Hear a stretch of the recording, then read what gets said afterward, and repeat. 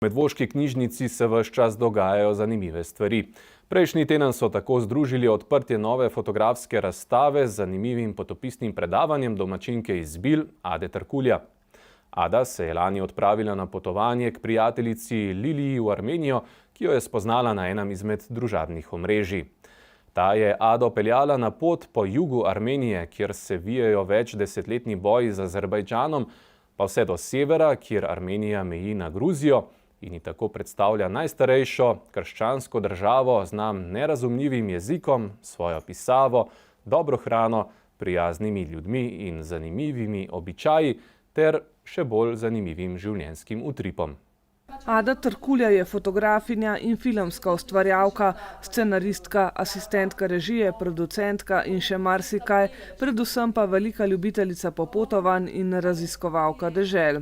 Tokrat se v Medvoški knjižnici predstavlja z razstavo fotografij z njenih 2 potovanj po Armeniji, državi med Gruzijo, Azerbajdžanom, Iranom in Turčijo.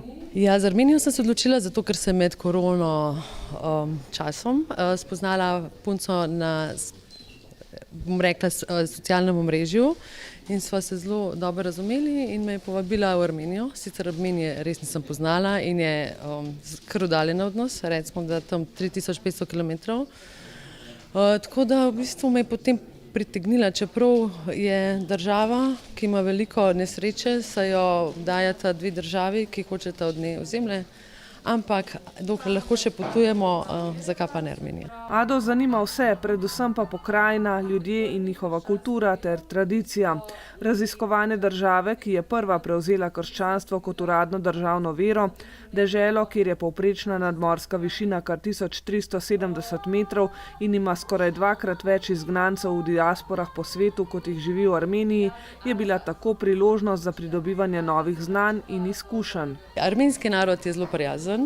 Zelo malo kriminala je tam, to sem slišala od domačinov. Počutiš se varno, so prijazni, gostoljubni. Predvsem so pa majhni.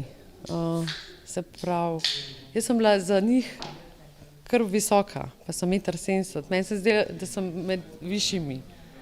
Mislim, višjimi. Ja, to me je tako malo presenetila.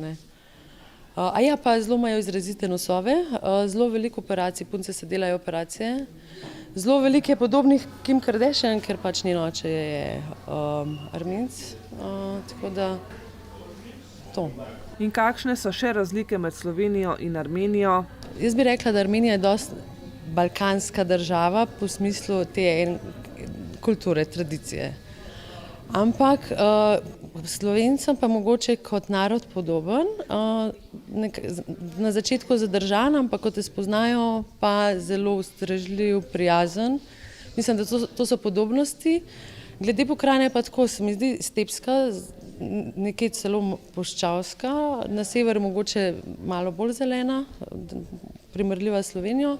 Podnebje je pa takšen kot pri nas. Sicer je pa zelo na visoki legi, no to tam 1000, nad 1800, tako.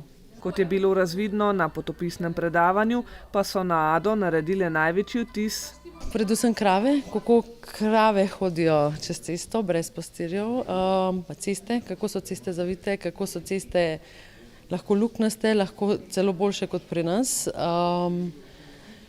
Predvsem to, krave bi rekla. Popotniki običajno radi predstavijo tudi tradicionalne jedi.